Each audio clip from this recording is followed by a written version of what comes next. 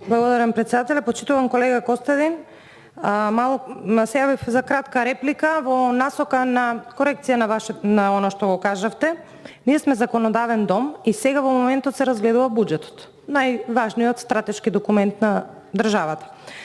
Ако ние како пратеници не им дадеме насока на институциите што да работат, тогаш тие ќе прават програми без консултации со нас.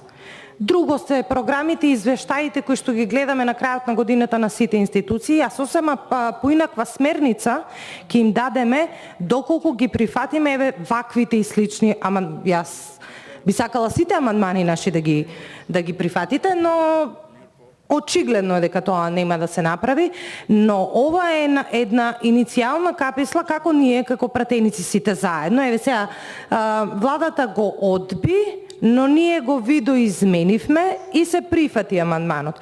Така и со останатите амандмани од колешката, кои што навистина се одлични за воделот на туризмот, а тоа е една од гранките кои што најмногу страдаше во корона кризата, и јас искрено мислам дека институциите треба што побрзо да размислуваат за стратегија пост-корона.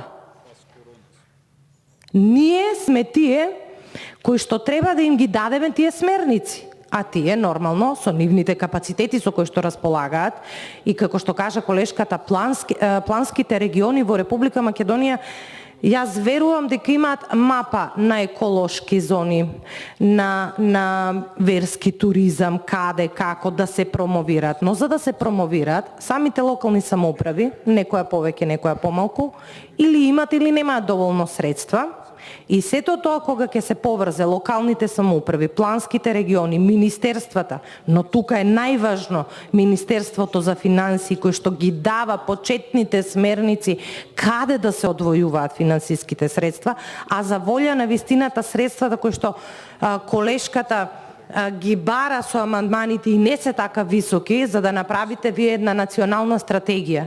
Говорам, тоа се стратешки документи. Секое министерство има такви стратешки документи, односно мора да има. Сега не знам дали сите имаат, но сите мора да имаат. Затоа што тоа се документи врз основа на кои што имаат смерница за наредните 5 или 10 години како и во која насока соодветното министерство да се движи.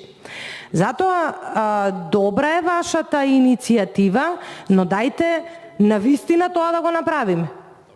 Да го направите, бидејќи не сум ниту член, ниту заменик, да го направите како комисија за финансирање и да дадеме еден одговор спрема јавноста дека пратениците многу добро ја сватиле кризата во која што се наоѓа, особено туристичкиот сектор, сите ние знаеме. Не е само Охрид и Струга, значи генерално говорам во Република Македонија има и други туристички центри чии капацитети за жал со корона кризата се навистина загрозени.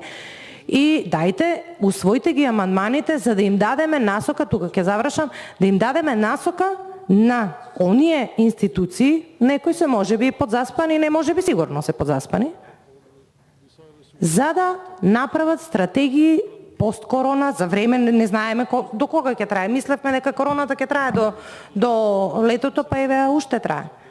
Значи, поинтата ми е да, го прифаќам вашето делување тука како се надевам дека е позитивно, и во таа расправа е и во таа насока е и мојата реплика. Направете, бидејќи ние сме контролори на владата, направете, прифатете ги амандманите на колешката комисиски, можете и пауза да направите, тоа да го изменаџирате како. Прифатете, да, секако, па нека види владата дека не може да не го прифаќа. Зошто? Нема образложение. Секоја чест за вас, министре, немам. Мислам, да, знам, имате над 500 амандмани, но тука овие амандмани навистина имаат длабока содржина, ги зафаќа еден сектор кој што навистина погоден и не ми беше јасно навистина зашто колегиве од Охрид и од кај што е најпогодено не гласа, добро Жаки, не се вознемирувај. Значи Да поентирам, колега Костадин, добра ви е пораката, доколку е навистина така, имаме начин комисиски да интервенираме и да се прифатат овие амандмани. Благодарам.